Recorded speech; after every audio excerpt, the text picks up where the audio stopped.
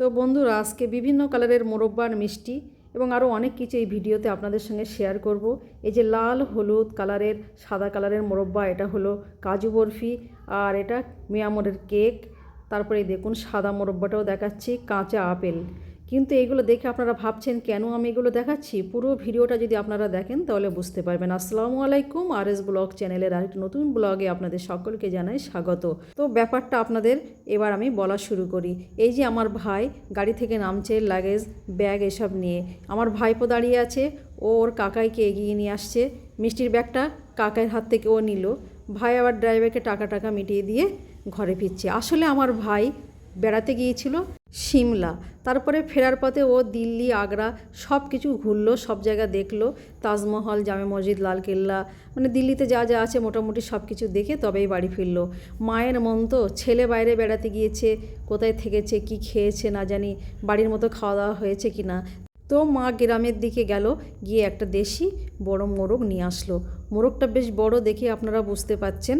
তো এই মোরগটাই আজকে রান্না করে রাখবে আর ভাই বাড়ি এসে খাবে, এটাই মায়ের উদ্দেশ্য।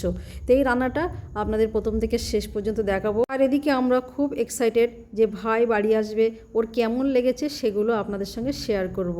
তো আমাদের অনেক ভিডিও ওখান থেকে পাঠিয়েছিল। আসলে ঠান্ডার সময় আমরা যেতে বারণ করছিলাম, কিন্তু যারা বাইরে ট্যুর করতে ভালোবাসে, বেড়াতে ভালোবাসে, তাদের কাছে কি ঠান্ডা কি গরম।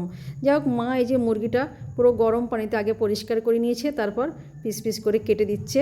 তো আমরা যখন গরম পানিতে কোনো মুরগি বা মোরগ পরিষ্কার করি, তো মুরগির পেটের যে নোংরা অংশগুলো আছে সেগুলো আমরা আগে বার করে নিই, তারপর গরম পানিতে দিই।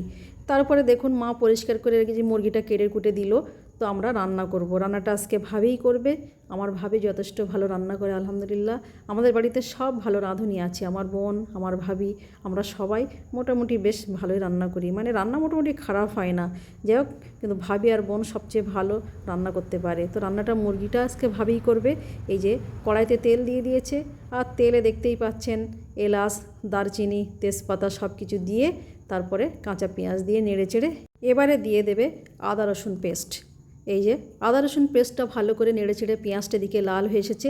এবারে দিয়ে দেওয়া হচ্ছে টমেটো।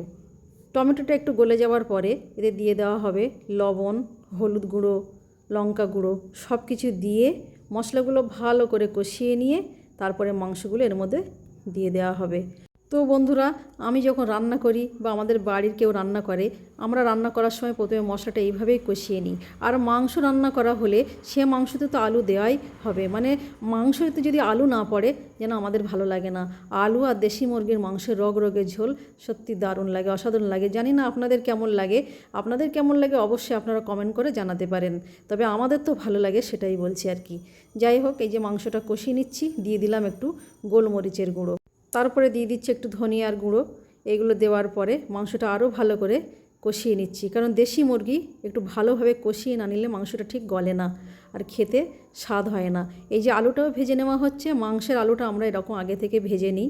তারপর মাংসটা পুরোপুরি কষানো হয়ে গেলে ঝোল দেবার একটু আগেই আমরা আলুটা দিয়ে দেব। এই যে আপনাদের দেখাচ্ছি, মাংস প্রায় কষানো কমপ্লিট হয়ে গেছে।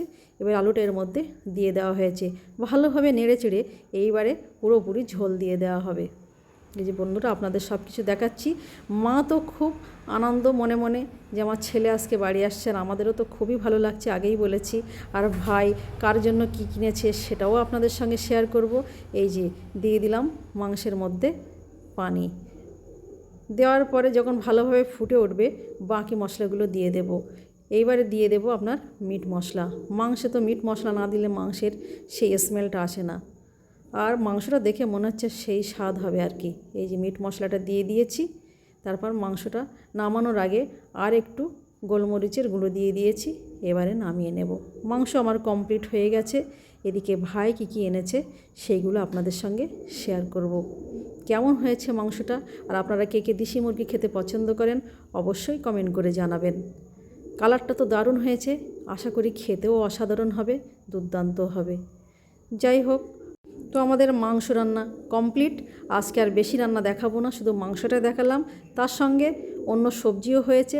যাই হোক, এদিকে ভাই লাগেজটা খুলছে, কী এনেছে। বাচ্চারা তো খুব আনন্দিত যে ওদের জন্য কী এনেছে সেটাই আগে দেখাতে বলছে। তো ভাই একে একে সব খুলে খুলে আমাদের দেখাচ্ছে যে কী এনেছি দেখ। তো আমরা খাটের উপরে রেখে সব বসে বসে দেখছি। এই যে এক একটা করে বার করে আমাদের কাছে দিচ্ছে, আর বাচ্চারা বলছে আমাদের জন্য কী এনেছে সেটা আগে দেখাও। তো বন্ধুরা, আপনাদের বাড়িতে যদি বাচ্চা থেকে থাকে তা আপনারাও দেখবেন কেউ বেড়াতে গেলে বা বাইরে কোথাও গেলে ওদের জন্য কী এনেছে সেটাই দেখার জন্য ওরা ব্যস্ত হয়ে পড়ে। তো আমি বলছি ভাইকে যে একটু রেস্ট নিয়ে পরে দেখা, না হবে না। ভাই সবগুলো বার করলো। এই যে আমার বোনও দেখছে কী কী এনেছে, বোনও বাচ্চাদের মতোই করছে। তো শীতের জায়গা যেহেতু সিমলা, সেখান থেকে ভাই অনেকগুলো চাদর এনেছে আর টুপি, মাফলার। বাচ্চাদের জন্য একটা দারুণ জিনিস এনেছে, সেটা হলো এখন টি শার্টের উপরে যে প্রিন্ট করে দিচ্ছে সেইগুলো ওদের ছবি দিয়ে এরকম বানিয়ে নিয়ে এসেছে। তারপরে যখন দিল্লি নেমেছিল ওখান থেকে নিয়ে এসেছে এই যে ঘিয়ে ভাজা গজা। দিল্লির গজা আর লাড্ডু বিখ্যাত। ভাই বলছে লাড্ডু আনতে ভুলে গেছি।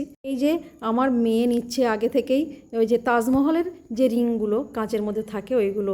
আগ্রা থেকে নিয়ে এসেছে মোরব্বা, আর সিমলা থেকে এনেছে এই কাঁচা আপেলগুলো।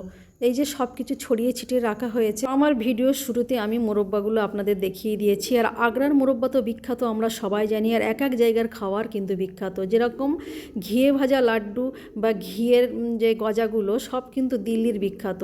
এই যে আমার মেয়ের টি শার্টে ওর ছবি দিয়ে প্রিন্ট করে নিয়ে এসেছে, আর আমার ভাইপোর ছবি দিয়ে সেটাও প্রিন্ট করে এনেছে, দেখাচ্ছি। এটা কিন্তু একদম দারুণ একটা ব্যাপার, মানে ইচ্ছা মতো নিজের ছবি দিয়ে এরকম টি শার্টে প্রিন্ট করে নিয়ে আসা আর গায়ে দেওয়া বেশ ভালো লাগে। যাই হোক, এই সমস্ত জিনিসগুলো আপনাদের দেখিয়ে নিলাম।